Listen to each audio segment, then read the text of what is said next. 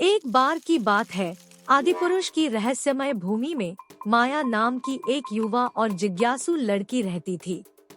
माया हमेशा उन कहानियों से आकर्षित होती थी जो उसकी दादी ने उसे जादुई प्राणियों और छिपे हुए खजाने के बारे में बताई थी जो उनके गांव की सीमाओं से परे हैं। एक सुनहरी सुबह माया मंत्रमुग्ध जंगल में चली गई, उन रहस्यों को उजागर करने के लिए दृढ़ संकल्पित थी जो उसकी प्रतीक्षा कर रहे थे।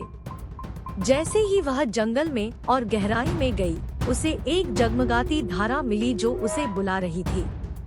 इसके आकर्षण का विरोध करने में असमर्थ, उसने पानी की कोमल ध्वनि का अनुसरण किया, जिससे वह एक छोटे से समाशोधन में चली गई।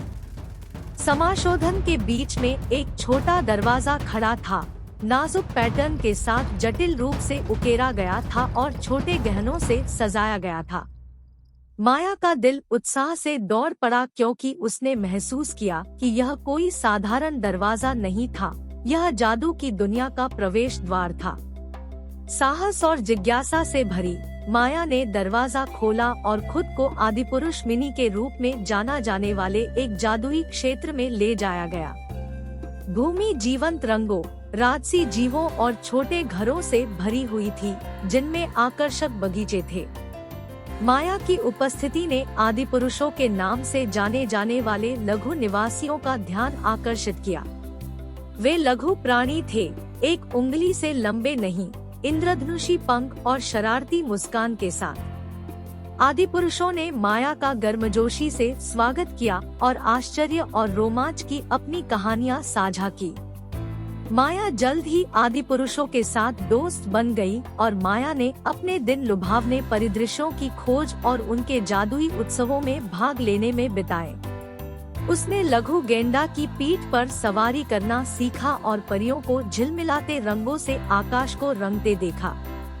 एक दिन माया को एक रहस्यमय नक्शा मिला, जिससे आदिपुरुष मिनी के भीतर छिपे खजाने का पता चला। अपने रहस्यों को उजागर करने के लिए निर्धारित, माया ने अपने नए मिले दोस्तों के साथ एक रोमांचक खोज शुरू की। माया ने कई चुनौतियों का सामना किया, पहेलियों को सुलझाया और एक साथ खतरनाक रास्तों का सामना किया।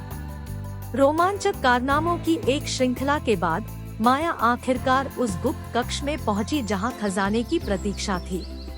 प्राचीन संदूक खोलते ही माया का हृदय प्रत्याशा से भर उठा।